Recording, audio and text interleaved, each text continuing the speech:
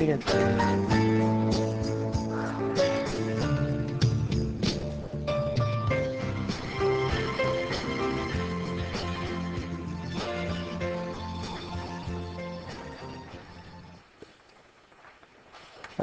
so very good afternoon to everyone. I am today going to take a class on, not exactly a class, but I'm going to talk about some things on bipolar design in VLSI. Now, before introducing to, you must have, bipolar was your right hand in your basic analog course. So I need not talk about the transistor as such in general. But now, where does you must have already studied that CMOS is the most prevalent technology used in VLSI today. So where does bipolar picture into the figure into this picture? Now you must have heard something about mixed signal design. Now can you tell me what exactly do you mean by mixed signal? Some components are in analog and some are in digital. Yeah. So as you know, to interface with the real world, you need to face analog signals in general, and the processing is fully in the digital mode. So the processor in general is a digital processor. Now processors may be general purpose processors like you have in Pentium or ARM, or not ARM basically, but Pentium or Sun, or processors of that sort. You may also have processors which are DSP. Now DSP doesn't mean digital signal processing, it means digital signal processor. So I'll start off with what do you mean by mixed signal design. Okay,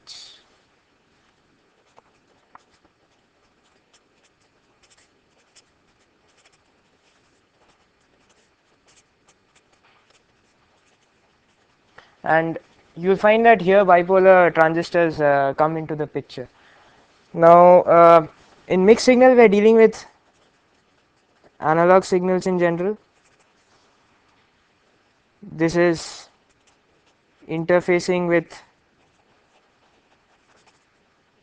the real world,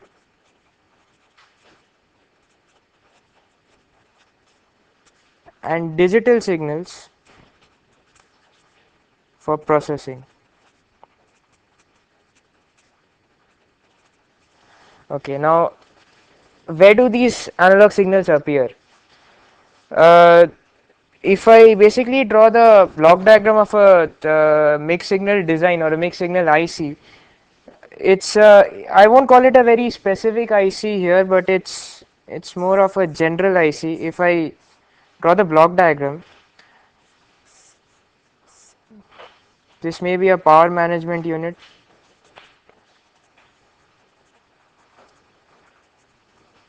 along with the digital core. Now digital core may be let's say Pentium type processor, or maybe DSP, that's a digital signal processor. And along with this you may have some other blocks as well, like some sensors, some IO buffers, and if this is an RF chip you may have some RF transceivers. Now IO and RF transceivers are basically the same thing but in a different domain. Now RF transceivers are, as the name suggests, it's used in RF, right, where everything is narrow band and basically it's wireless. But IO buffers are something which are at the mixed signal level, and these are also basically receivers and transmitters. So the interfacing, the real world signals are always analog. So you may have some sensor driving circuits as well as some RF transceivers. Now this signal has to be sent to the digital core. You have to convert it to the digital signal before this. So you may have some ADC blocks or DSCs, whatever, because these are bidirectional.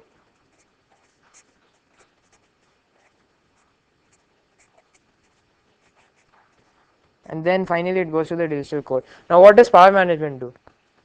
Now digital core has lots of issues of handling power, and there are various things that need to be taken into account. Now this digital core is basically CMOS based, and it needs a dedicated power management system. Not that the IO and the RF transceivers do not need a power management system, but the main power management issue comes in driving digital circuits. So it's basically you have a digital core, and you need a dedicated power management circuit to drive that. So the digital core is the primary load of the power management system, power management unit rather. So as I said, now where do the analog signals arise here in the system that I've shown? The digital core is, of course, it's fully digital, so no question of having some analog signals there, except for if you want to actually, if you have some very high speed circuit inside, you need to size the transistors accordingly. So then maybe some analog fundamentals may be required in the digital code design. But more or less, the digital engineer or the digital design engineer doesn't need to take into account the various analog, you know, the analog considerations while designing this. It's more of RTL level and then gate level description, and then everything is mapped to a library. So the analog portion comes in the slightly in the power management section, and a lot in the IO, RF transceiver, ADCs, DACs, and also in the sensor networks. Now, to some extent, the power management is slightly analog, but not to a very large extent. Okay. Now, how do we go about designing such ICs? Now, first of all, we have system spec. I'm sure you must have seen this flow before, because this is pretty common now. We have system specifications where we start from. Now most probably when you're working here, the professor might be giving you the system specs. You don't need to take into account. You're in no position to decide the system spec. It is decided by the manager, if you can say. Now then you come to the architecture. Now architecture doesn't mean only digital architecture. It can mean analog as well. Now, architecture would be something like a block level description. I'm sure you must have learned this in digital block level RTL, as you know, but this is a more general architecture that I'm talking about. Architecture again has two parts: the basic block level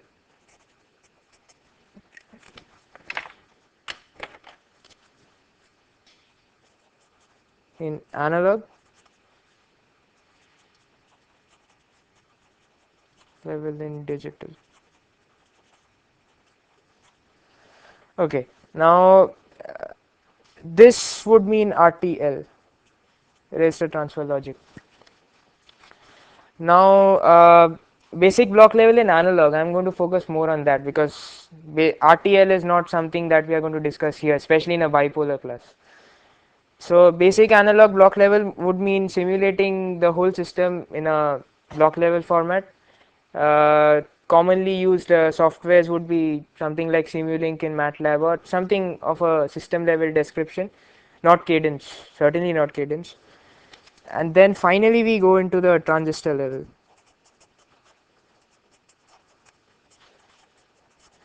Now I'm keeping it separate because there is a small difference. I won't say small, there is a difference between the digital transistor level and the analog transistor level. Now analog transistor level, you need to size each and every transistor separately. Now that's why they call it handcrafting. But digital transistor level design is more of mapping it to a library. So some engineer has made a library. So basically you're just mapping whatever gates you have onto that library, and you're sure that everything is fine and no speed considerations are violated, and all those things are well known. So given that the library is good, everything is fine, your design is going to work. But analog is slightly more different. Now analog, each and every transistor needs to be sized separately. So automating this is a very painful job. And there are lots of groups working in analog CAD, which is a very upcoming field, and it's a very difficult field. Now digital CAD, for that matter, is slightly easier compared to analog CAD. Now after transistor level comes the very painful portion of layout. Now layout, digital layout is very easy. You run a script and everything, everything is automated. But analog layout is not very easy. Analog layout, you need to consider lots of things. So then comes layout. That's why I'm keeping it separate, because the the principle that we follow in these two sections is different. Now after layout, now maybe to some extent basic block level is it may be automated. I won't say automated, but you need to depend upon the simulator to a very large extent. But transistor level in analog and layout in analog, the designer is the, designer decides everything. So these two sections are going to be predominantly the designer himself does it. Now on the other hand, in the digital section, everything is automated. Now after this comes the mask generation,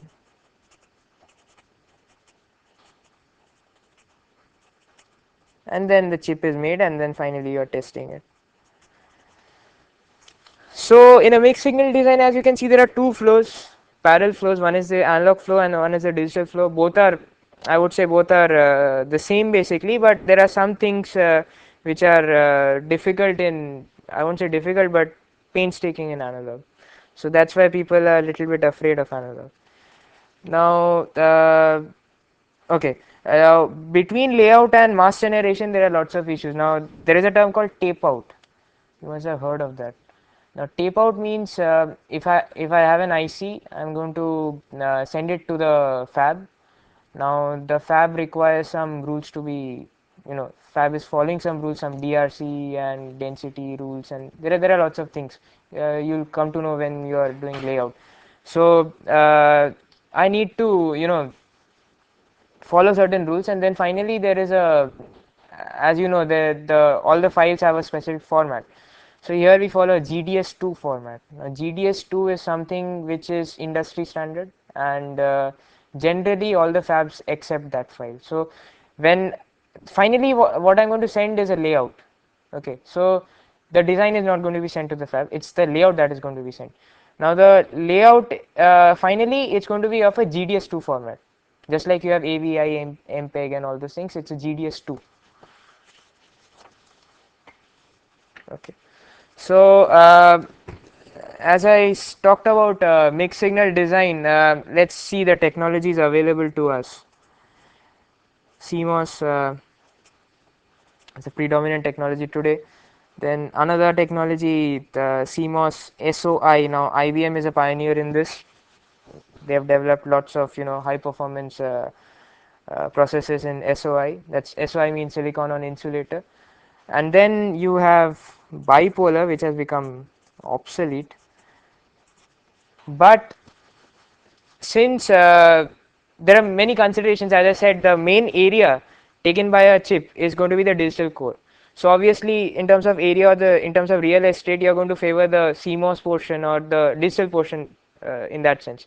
So the person deciding the technology that we are going to be using is obviously going to favor the low cost CMOS process instead of a bipolar process. But now we have something called a BiCMOS process.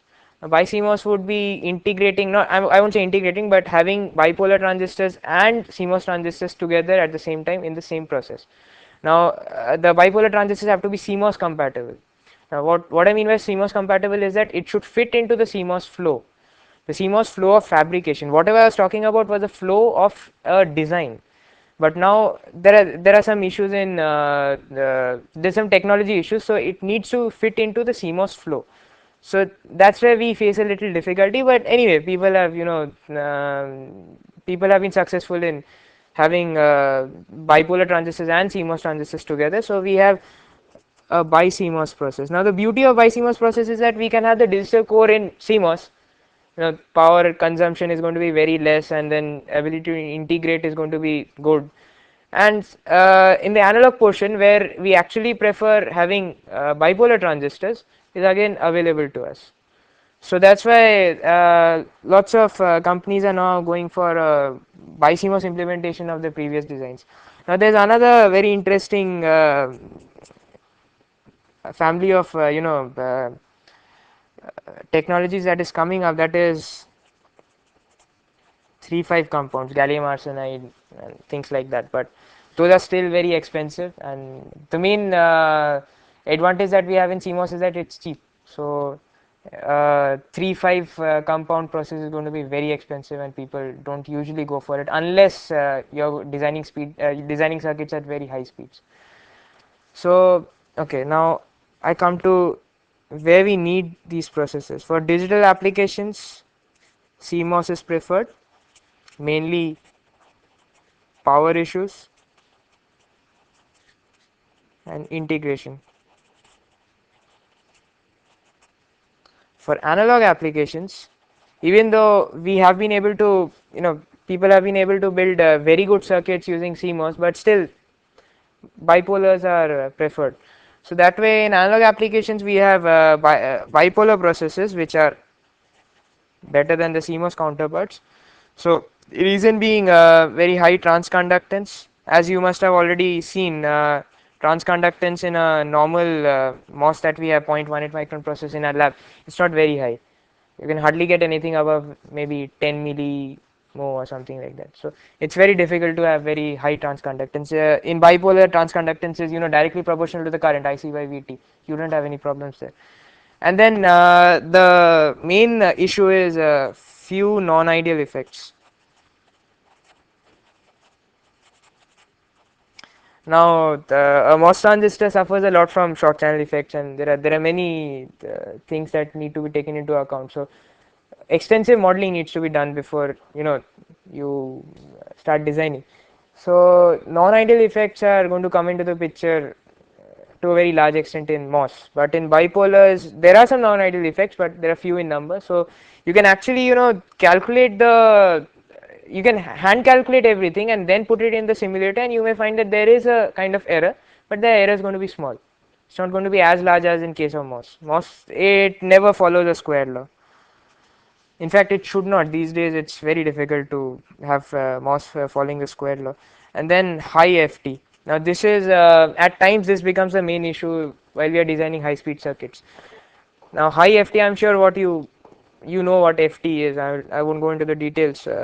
So as you can see, there are two portions in the there are two different design approaches, and there are two different technologies that we prefer. So it is expected that if we can merge these two things, then probably we can come up with the best designs possible. So we have a BiCMOS process here that we'll be introducing you later uh, during the course of the course. So we first need to see what are the existing BiCMOS processes available. So this is just as an example, nothing serious about this. National Semiconductors BiCMOS process that we have now is a 0.25 micron process having an FT of 40 gigahertz. This is just a comparison. Now, BiCMOS process these days are mainly dependent upon silicon germanium based processes. Now, what this means is that in the base region we dope a little bit of germanium. That's it. A designer doesn't need to take care of the other issues related to germanium doping in various places. So mainly it's a silicon germanium process, and National Semiconductors process that we have here is around FT of FT, and then this is size FT of 40 gigahertz. Now there are some other high performance processes also. I'll just name a few. IBM 6 HP. HP means I think high performance. That is again a 0.25 micron process, 47 gigahertz. So you can see these two things are comparable. Then we have an IBM 7 HP of 0.18 micron. Now the size that I am quoting here, it's obviously not the same size that you get in a CMOS process. Now in a BiCMOS process, maybe the CMOS transistors would follow this size. The gate length, minimum gate length would be 0.25, but this 0.25 micron has some meaning in the bipolar transistors also. So I'm going to talk about that later. So 0.18 micron, for the timing just take it as 0.18 micron BiCMOS process. Now that has an FT of 120 gigahertz. So you can make out what kind of, here also there is some kind of scaling, and then the FT is also increasing. The FT that I'm quoting is of a bipolar transistor. Now there's one IHP process, again a 0.25 micron, having an FT of 200 gigahertz. So in terms of FT, probably sky is the limit, is it? So you can see there are lots of technologies available, and we have lots of processes which have very high FT. Now, very high FT would mean we can design very high speed transistors. So it's you know the faster the better. So anyway, so we'll come to other issues later. Now the FT that I'm quoting here. Now FT has two definitions. One is from the circuit point of view. Circuit point of view, you short the collector or the drain, and then finally find out the current gain expression, and then equate it to zero, find out the frequency. Now from a device engineer point of view, FT in case of a bipolar transistor is defined slightly differently. It is the in some ways it is the time taken for an electron or some charge carrier to travel from the emitter to the collector, or vice versa, whatever it is. Now in that respect, FT is I won't say is the time taken to do that, but it's related to the time taken to do that. Now that would mean Ft is equal to 1 by 2 pi and then a time factor here, which I call it tau EC. Now tau EC is equal to time taken to traverse the emitter, time taken to traverse the emitter base depletion region. It's a very small region, but still we have to take into account that. Time taken to traverse the base, time taken to traverse the base collector depletion region. Then there is one time taken to traverse the collector, and then there is one extra term here, tau Je, which is taking into account some parasitic capacitances, and that is defined as Kt by Qic CJE plus CJC. Now CJE and CJC are the junction capacitances in the emitter base junction and the collector base junction. Now this is the definition that a device engineer would look at, and predominantly the I'm sorry. Oh, I'm sorry. Yeah. So this is the definition that a device engineer would look at. Now the tau b term used to be the most dominant term before, but now things have changed. With scaling there are some issues here also, but anyway. So people initially people thought of increasing the decreasing the tau b factor by increasing the doping in the base region. Now as you know, doping in the base region would decrease the beta, because beta is doping in the emitter divided by doping in the base region. So then beta, you can see that there's a direct trade off in the ft and beta. Then if I increase ft, I decrease beta, and vice versa. So then came the concept of introducing some germanium into the base region. So that had some advantages. In fact, still people are doing that. There are lots of issues there as well, but I'm not going to talk about that from the device aspect. Okay, so now let's see. There is a again in case of MOS, it's very easy to design. Whenever you're you know it's you have to size the transistor properly accordingly, so that you get the transistor into the proper region of bias, and everything works fine. But in case of BJT, you would straight away think that in your analog lab you were working on transistors where the lab assistant would tell you the beta of this transistor is this. Now in case of in VLSI, that's not the case, because in VLSI all transistors are the same in the bipolar domain.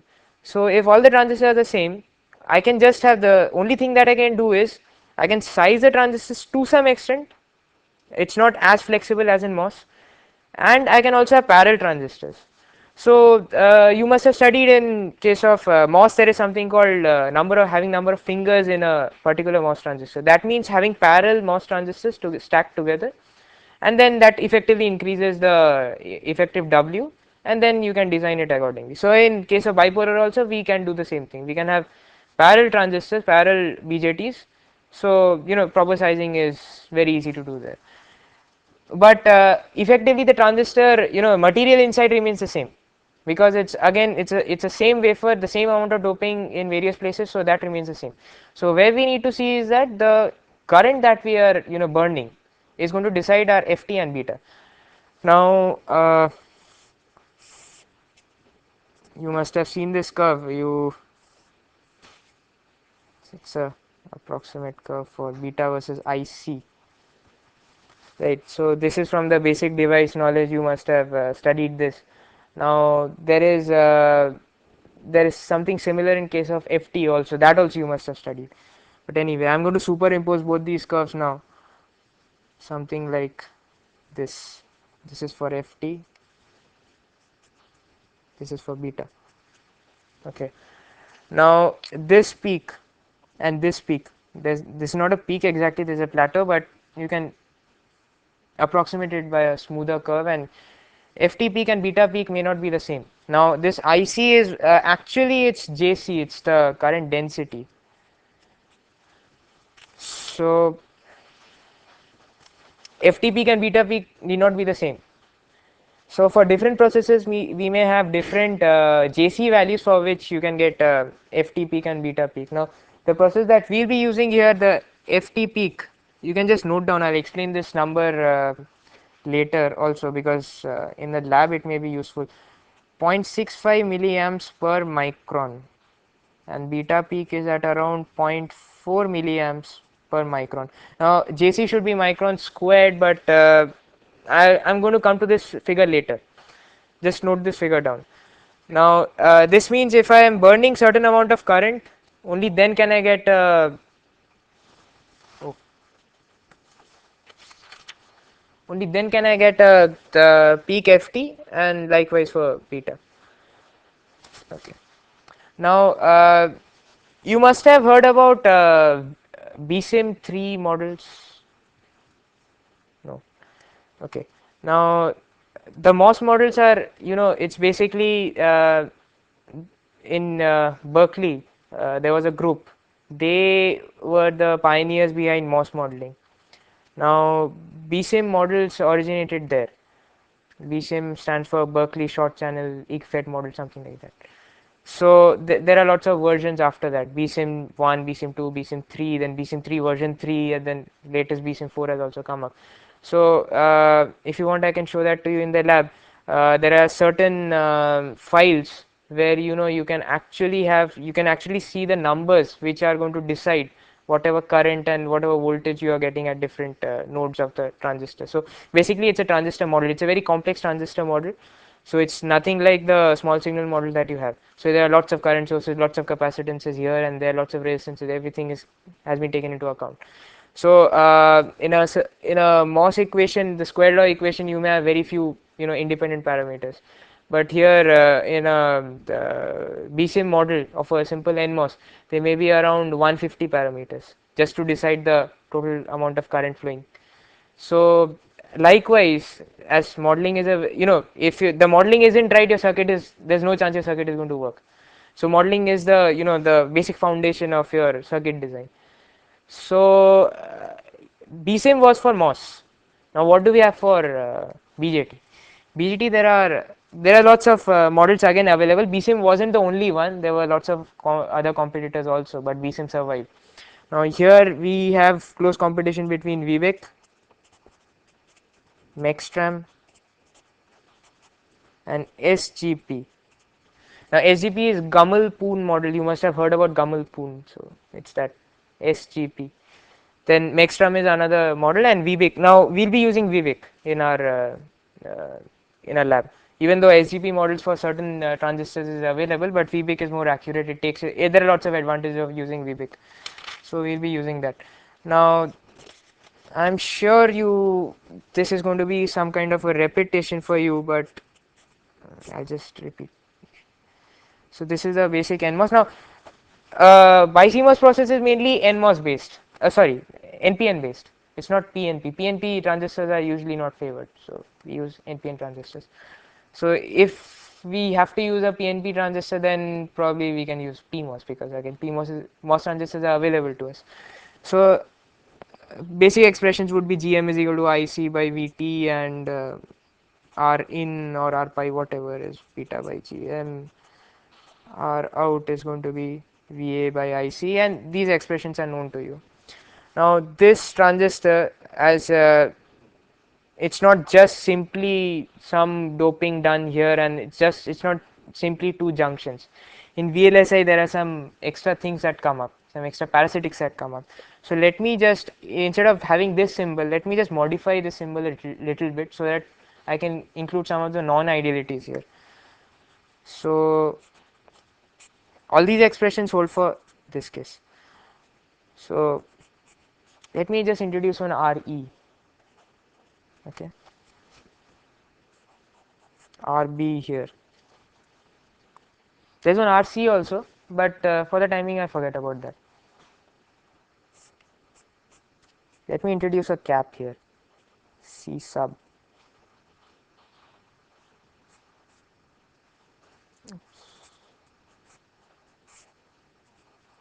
This is CBE. Okay. Now CBE would mean base to emitter capacitance. I'm sorry, this is from here. Okay, this would mean base to emitter capacitance. Now there's going to be a corresponding capacitance at the other junction also, that's the base collector junction. Now usually the VBIC designers, I mean for some reason what they usually do is that they divide that capacitance into two parts, one from here, the other from here. There is one RB in between. So this has been normal convention. They might have had some reason to do this, but anyway. So they divide this capacitance. For our cases, we can actually forget about RB. Just design because RB effect is not going to dominate too much. We can just think about this total capacitance as sum of these two capacitances and take it as CBC total capacitance. Now what is the C sub doing? Now you'll see the, because for some reason I always thought about, people start off with MOS directly from the MOS geometry, but no one starts bipolars directly from the bipolar geometry. So I'm sure you must have never seen what exactly a bipolar cross section looks like. So usually what happens is that one emitter, you have a emitter block, base block, then a collector block, you have a junction in between. Then people will explain, okay, this is uh, the the concentration gradient and lots of things, current equation follows from there.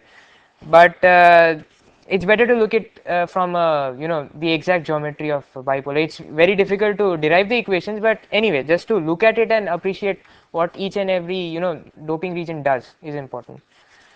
So okay, now due to this, what happens? I am just going to talk about a little bit on GM first, because now RE is going to affect GM to a very large extent. Now, as I said, now the in case of bipolar transistors, the whatever you calculate is very close to whatever you get, unlike in MOS.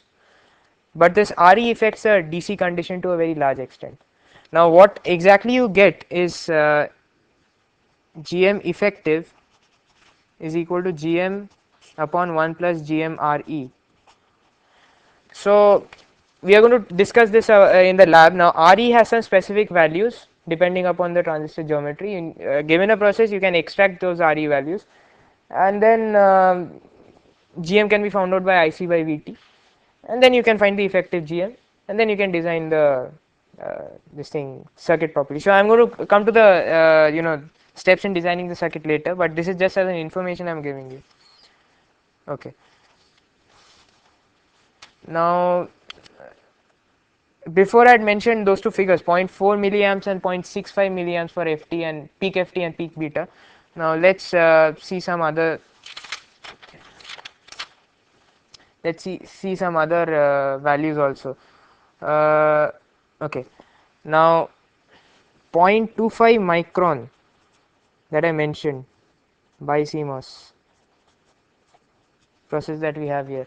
It so happens that 0.25 micron also is the the minimum gate length of the CMOS transistors here. But then again, uh, that's just a coincidence, or rather, their process engineers named the process in such a way. But 0.25 micron by CMOS here would mean, let's say this is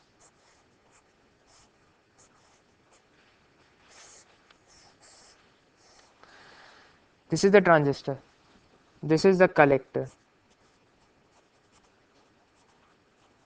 this is the base,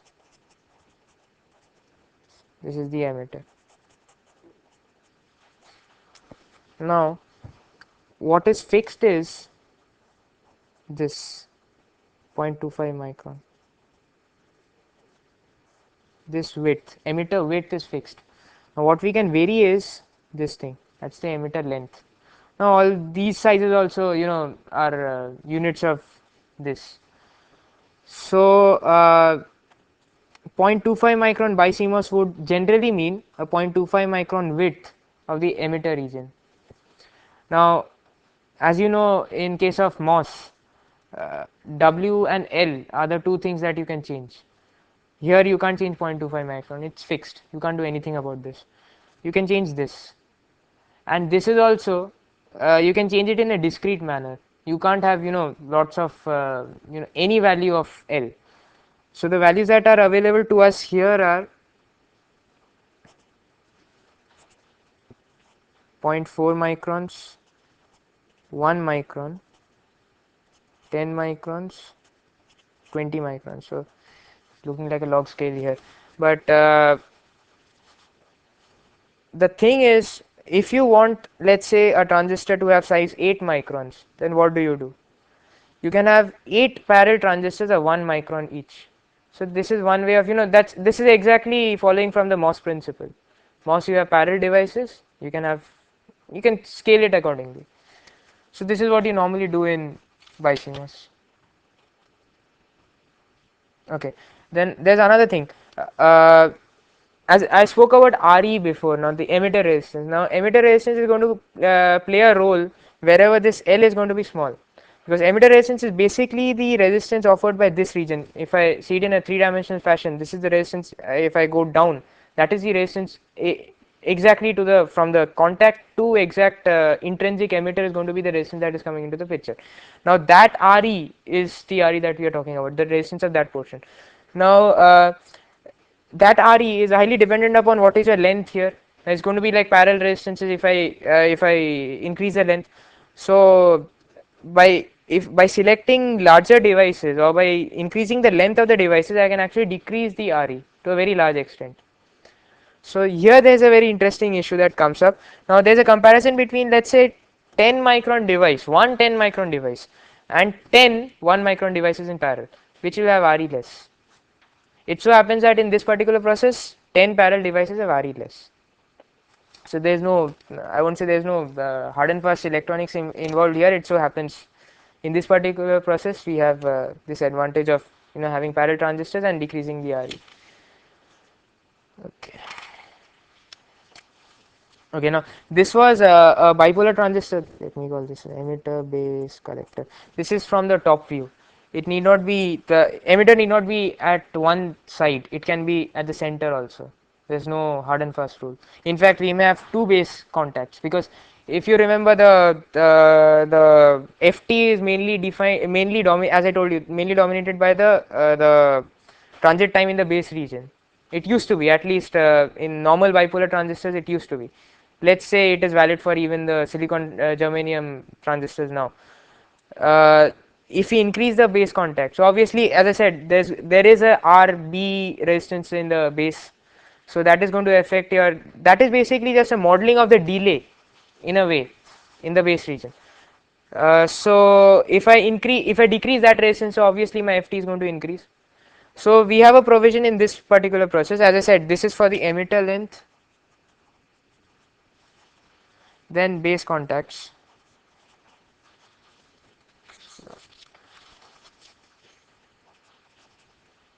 One or two.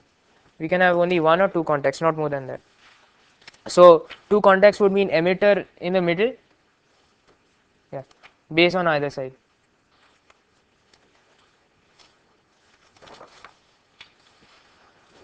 Okay, now let's see what a transistor. Achha, one more thing. You remember that C sub that I showed you? Okay, that's going to come in now. Now, what does a, forget about silicon germanium for the time being. Let's talk about simple bipolar transistors in VLSI. what does the cross section look like? You already know what a MOS cross section looks like. Let's talk about bipolar, a simplistic cross section. Okay.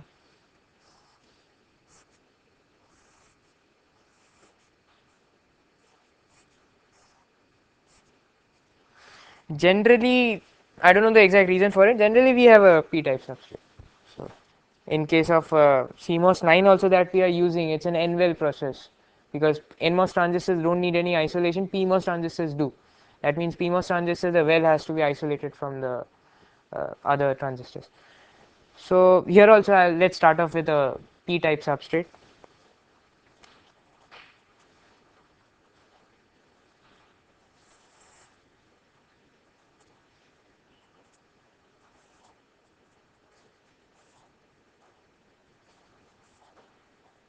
Okay.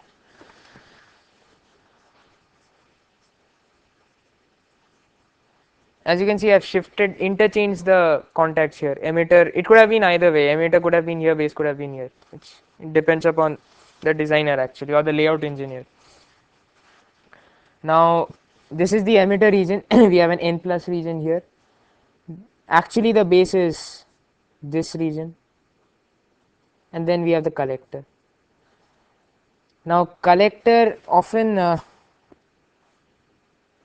thing is little bit extended. It's done like this. So this whole thing is going to be N plus, right up till here. So why do we do this? Now collector, as I said, collector resistance is also going to come into the picture. Now to decrease the collector resistance, if N is very highly doped here, N plus, then obviously resistance is going to be less. So this is to decrease the resistance. Now the collector region here, that is in this region, has to be same as this region. So if I have a very short, very small resistance in between, then that is, that assumption is valid. So that is why I have an N plus region here. This is called a buried layer. Now this can be made in, in various ways. It's a technology issue actually, but we have lots of ways of making this N plus region. Actually N plus, because these N plus regions are easy to make, because simple by ion implantation you can make this. But this N plus region is a little difficult to make. You can have ion implantation to some extent, but also there's something called epi non-epi process and epi layer non-epi layer. Anyway, that's not our concern. Basically, it's a technology issue. So this is how a BJT would look like. Now, this is the emitter, base, and then the collector region. So a MOS is basically, this is this is a vertical device, unlike MOS. So anyway, it's another thing to see. Now this is what a bipolar transistor would have looked like had we stuck to this transistor model even today. But now things have, technology has improved, and we have lots of silicon germanium and isolation issues, and there are lots of things. So things have changed a little. Let's see what it's difficult to write anyway. So let's see what today's bipolar transistors look like. Now again, I'll start off with P minus.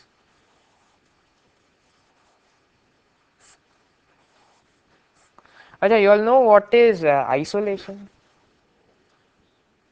Yes, no. Now, in case of MOS, you have some isolation issues. Like I won't go into the details, but you need to separate the devices. Like some portion you have thick field oxide, the other portions you have thin oxide. So that separates the devices to some extent. So you have lots of isolation techniques. But in BJT, the main isolation technique is going to be deep trench isolation. So I'm going to explain what deep trench is. Okay. Now suppose this is the substrate you have. Okay. This is P minus. This is the portion that you've grown by epi process, epitaxy. Now forget about the details. Now this is you've grown by epitaxy, and this is the region where you want to have a bipolar transistor, single transistor inside. and there are going to be other transistors here also, the on either side. So you need to separate the transistors. Now how do you do that? There are many issues. There are many in the previous case, the previous diagram that I showed you, this was P. Okay. Now that is why there was a capacitance coming in between N plus and P. That was a reverse junction capacitance coming in. That is why I was showing one C sub there. But here also there is going to be a C sub, but that was the main reason. So this isolation was called some kind of diode isolation, because you have a reverse bias junction here. This is also going to be, this is also going to be P. NP, there's going to be some leakage current obviously. So some collector current is going to flow through that reverse bias diode, because this is going to be grounded or the lowest potential in the circuit, just like in case of MOS. So there's going to be some leakage current, also some capacitance.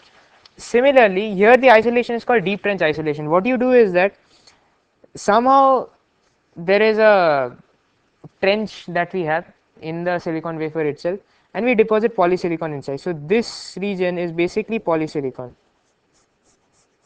So and the region surrounding it is oxide. Somehow we are able to do that. So this is none of our concern. This is done by the process engineers.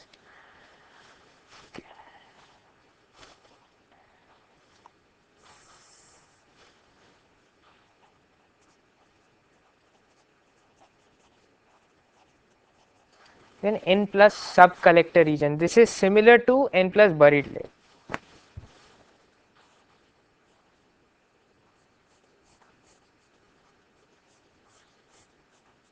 Then we also have an oxide, or again further isolation.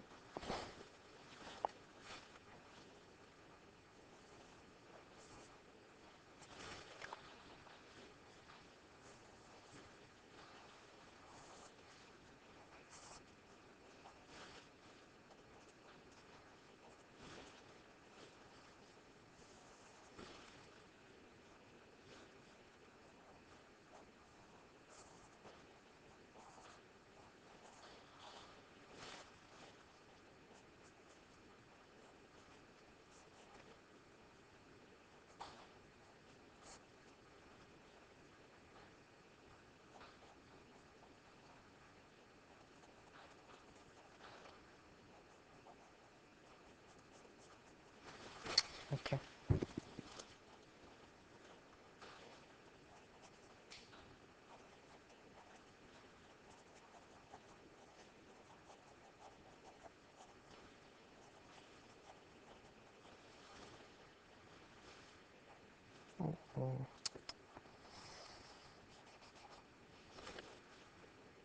Okay, just I'm sorry there, I missed a point.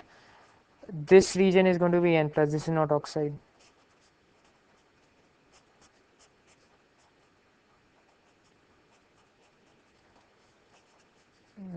It's very difficult to show it now anyway. You can make out this region is going to be N plus. This is the collector contact. Okay, now there, as I said, you can have two base contacts. These are the two base contacts. There's one collector contact, and now where is the emitter contact? Let's see. Okay, now the region that I am showing here, the dotted portion, is polysilicon. Now polysilicon along with this region is going to form my emitter. Somehow this is N plus polysilicon, and there's one N plus region here, small N plus region. These two, a combination of these two forms the final emitter. Okay, and this region forms the intrinsic base. These are just to decrease the base resistance P plus. Obviously wherever there is a contact you need to have P plus doped or N plus doped, and then finally you have this collector region.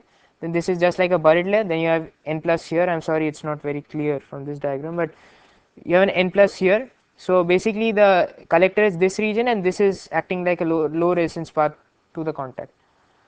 This is the final collector, this is the base, this combination of these two is the emitter, and finally you have a contact from here, let's say something like this, emitter contact.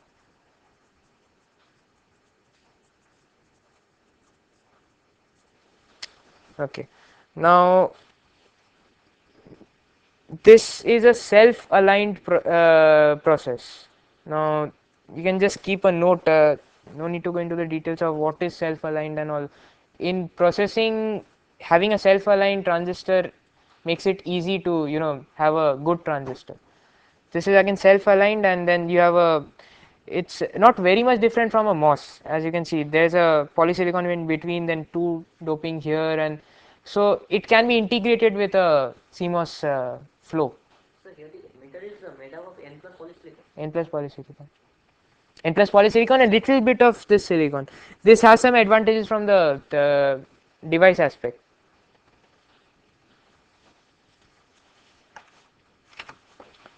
Okay. So, and this is also polysilicon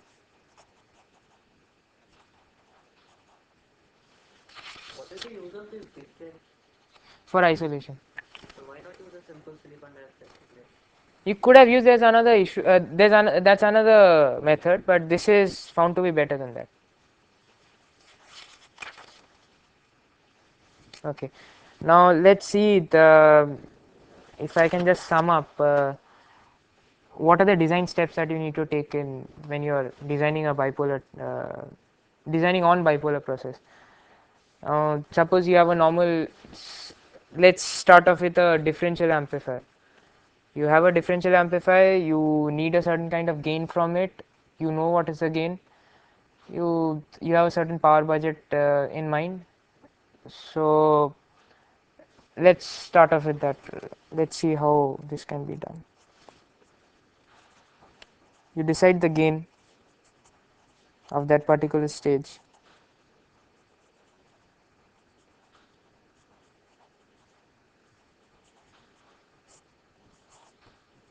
I have one more thing, the R out of a bipolar transistor is very high, so from the analog aspect it's a very good transistor.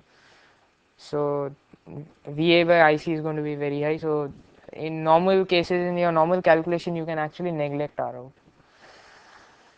Okay, and in VLSI applications also, it's not actually you must have seen in MOS, it's very difficult to decouple the stages.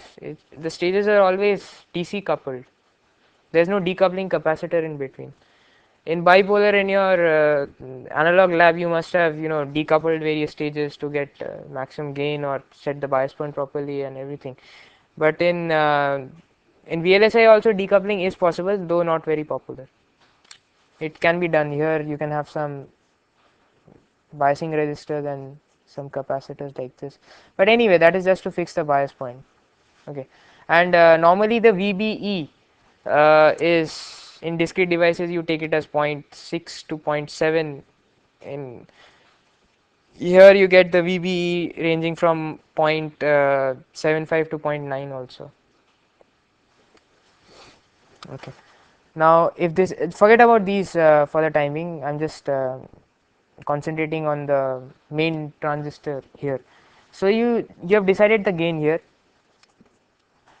and you've decided the RC value, so you decide the GM also, but then the GM is not the GM that you are going to get. So from GM times RC, you are going to get GM, or let us say GM effective, you're going to get. Now this GM effective is not going to be IC by VT, as I said before. By knowing some values of RE, let's say it's again a trial and error method, but let's say for the time being, let's take RE as something like 25 ohms. It can be even higher than that. So by taking RE as 25, I am able to calculate GM, because GM effective is going to give me GM on 1 plus GM times RE. I get GM, that means I get IC. Now comes the issue. Now you have to size the transistor, because here in if you want to get a peak beta and peak FT, both of those are not not possible together. So generally, as I said, the JC or the the value that I gave you was ranging from 0.4 to 0.65. Generally you can take it as from zero point 0.3 milliamperes to 0.7 milliamperes per micron. Okay, now let's talk about this micron. It should have been micron squared, JC.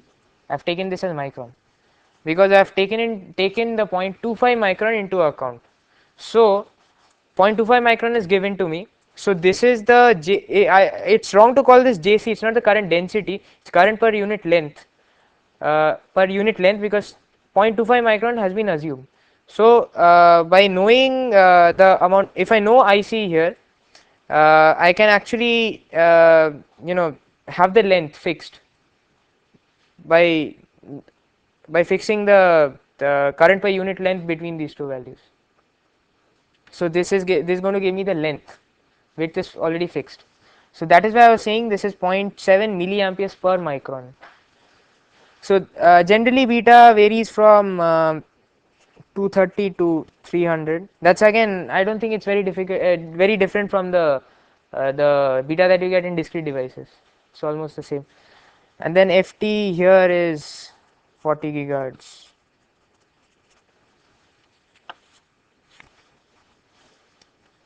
Okay. Try to maintain VCE. I don't think it's in your hand if you've followed this process, but VCE should try to maintain it at 1.5 volts. Now, this bipolar process, that's the main problem. Bipolar process is you call this VCC instead of VDD, the supply. The supply is usually 2.5 to 3.3 volts. So it's not like CMOS where it's 1.8. It ranges from, it's always more than 2.5 or this thing. So that's one of the problems. Power is an issue here because 2.5 automatically sets you, you can't go to a voltage less than that. In MOS there are many ways of reducing the power, but here 2.5 volts is one limit. So that is one issue. Bipolar transistors are not preferred in terms of power. Okay. Now there's one thing that can be addressed here.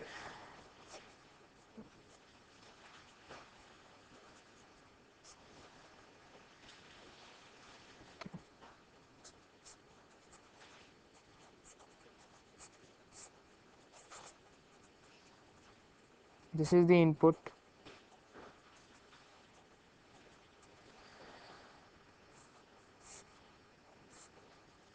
So whenever you're, let's say it's DC coupled, you don't have any decoupling capacitor in between. You have this stage, then finally it's followed by another stage, and in terms of high frequencies, the next stage is going to load this particular stage in terms of input capacitance and input resistance also. But input resistance is not it's not going to affect me that much because in high speeds these resistance itself will be very low compared to input resistance. Let's say it's around 1.5k or 1k. In fact, it's not going to load that much. So capacitance is going to be the main culprit here.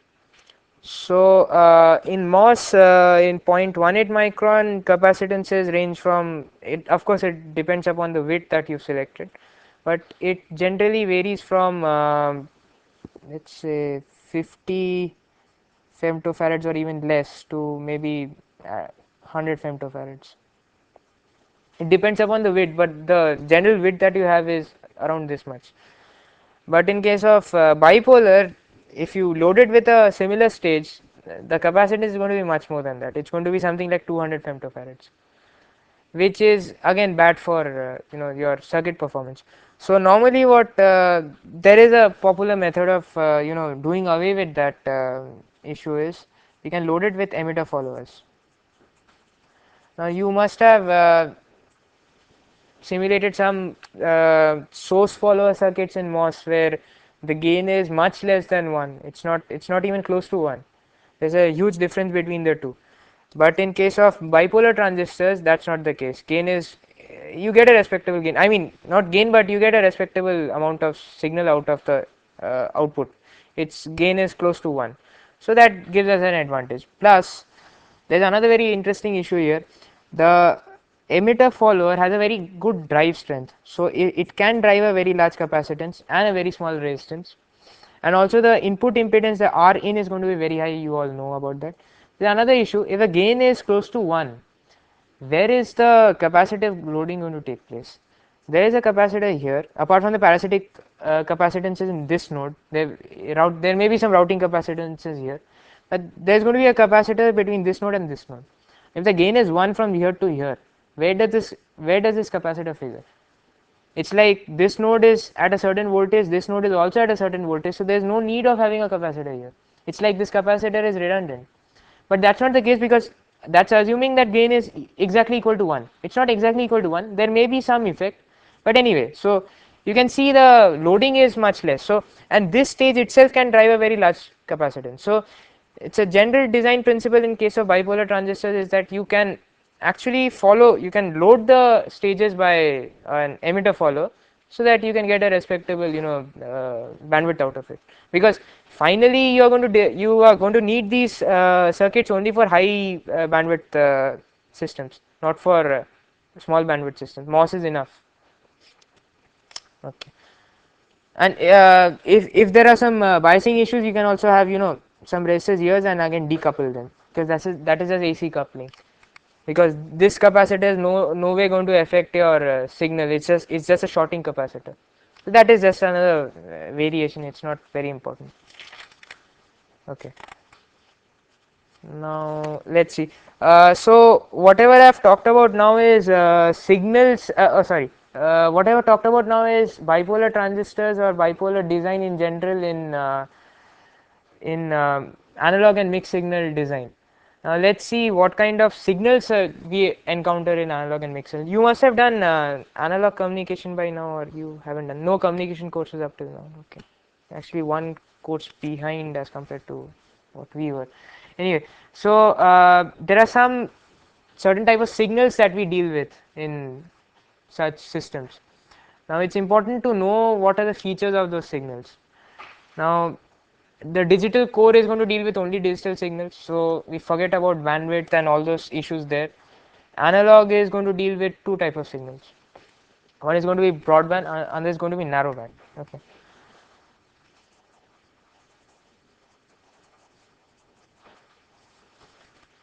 Let's call this.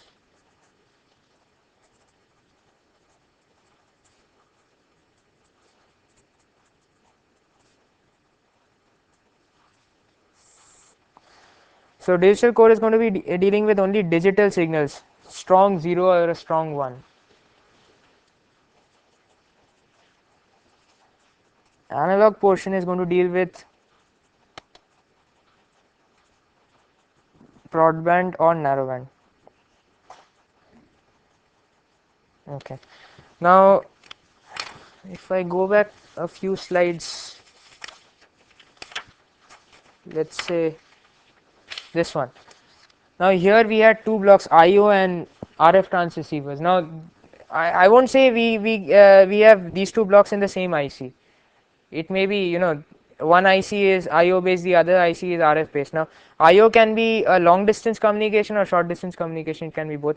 RF is again, its general concept is long distance, but it can be long distance as well as short distance. There are lots of protocols coming up for short distance now. So we can have both, or both in the same IC, or we can have either of the two. So these two blocks are mainly, in the system for communication purposes.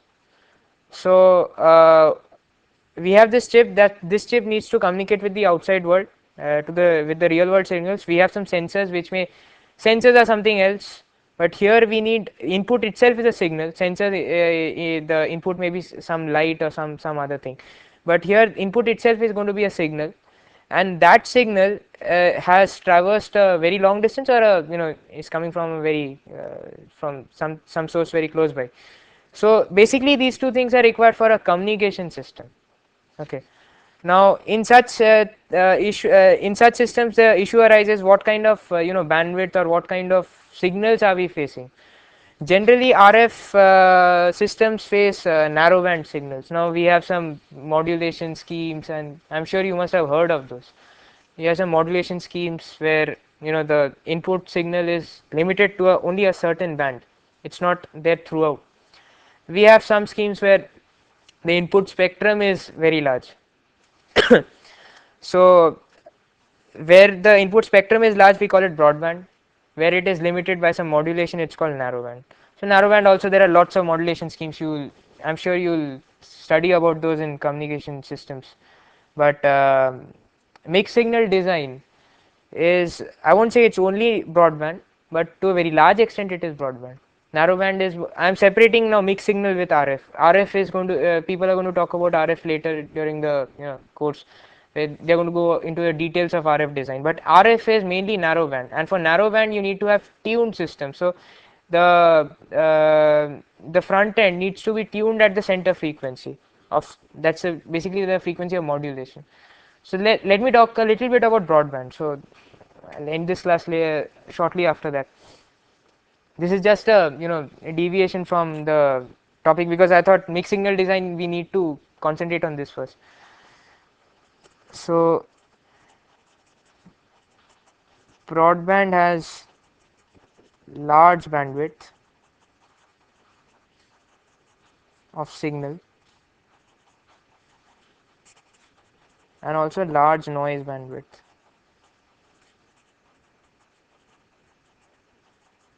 Okay, now noise is a certain is present everywhere, so that's going to cause a lot of problems to you. So if the bandwidth of your receiver, or I won't say transmitter, but of your receiver is very large, so obviously it's going to receive a lot of noise also from the external world. So that's going to cause a lot of problems to you. Noise, SNR, and then bit error rate. There are lots of calculations. There are lots of standards existing. So now, how do we define the bandwidth of a broadband signal? Now, signal that we are getting in, though it's analog in nature, but it's some sort of it's close to a digital signal. It has a 0, it has a 1, but the swing is going to be small, and you can't actually drive a gate along with that this thing, that signal. Gate of a let's say we have an inverter.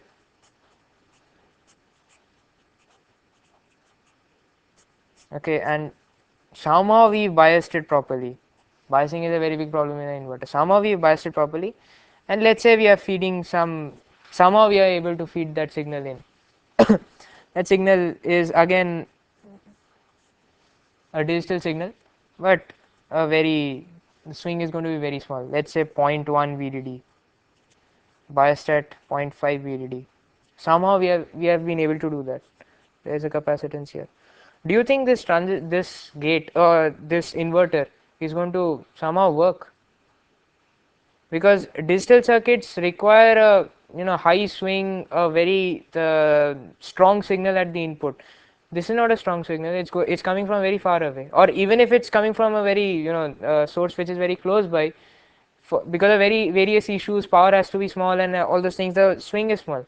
So generally in this mixed signal design, you encounter such signals which are mainly digital signals, but they are in a form which is that makes them close to analog signals. This may not be just pulsate. It can be anything. It can be sync also. There can be lots of things. So that is why these signals, for the timing, let's consider them to be pulses. Now these pulses, what is the bandwidth of this signal that we are getting? Interspectrum. Interspectrum, right? Yeah, entire spectrum. Okay, it's the entire spectrum, but obviously we can't have the bandwidth of any circuit to be infinity. We need to have some sort of limit somewhere. So I won't go into the details of communication theory here. It's just an introductory course in VLSI. There you must have studied something of power spectral density. You've heard of Fourier series, Fourier transform. Now Fourier transform of a signal is defined only when the signal is you know what the signal is. But if this data is random, it's absolutely random. It's either 0 1. You don't know at the next instance what data value it's going to take. So it's absolutely random. You can't actually calculate the Fourier transform of this signal. It's not possible. So somehow by some mathematical trick, what you are being able to do is you have power spectral density instead of Fourier. transform of Fourier series. So power spectral density is kind of a, it's the amount of power, it's the average power of the signal that is going to be in various frequency bands. Now this is the power spectral density. Let's say this is RB, this is minus RB. RB is the bit rate. This is twice RB. Okay. Now this is going to be the power spectral density of the signal of normally a 0 and 1 pulse, irrespective of the swing. Swing is maybe going to define, is going to decide the this, I won't say the amplitude, but strength of that signal, of the signal at 0 frequency. So and this is irrespective of whether the signal is 0 centered or not. This region will remain. Okay. So if we have a signal like this, what should be the bandwidth? Should it be like this much should be the bandwidth of this thing, or twice RB, or what? Generally what people take is as zero point 0.7 times. So this is at 0.7 times RB. There are lots of optimizations here, and people found that zero point 0.7 times is an optimum between the amount of noise, because if we have a larger bandwidth here, the amount of noise that we are going to accumulate from the outside world is also going to be more, and if you have a smaller bandwidth, the signal itself is going to decrease, so we don't have enough signal in our band. So zero point 0.7 times is kind of an optimum between the two, so people stick to 0.7 times. So generally all the receivers and the transmitters also in such broadband systems, not narrowband, it's a separate thing altogether, but in such broadband systems we stick to 0.7 times the bandwidth, not more than that, not even less than that. There are some issues there, and there are some, communication theory talks about some match filter, optimum filter and all those things, but in practically in broadband systems, do whatever you want, the bandwidth has to be zero point 0.7 times. Rest all is, it's good for textbooks but not for practical cases. Okay, so yeah, that's it. I guess that's enough for mixed signal and bipolar design. Okay, thank you.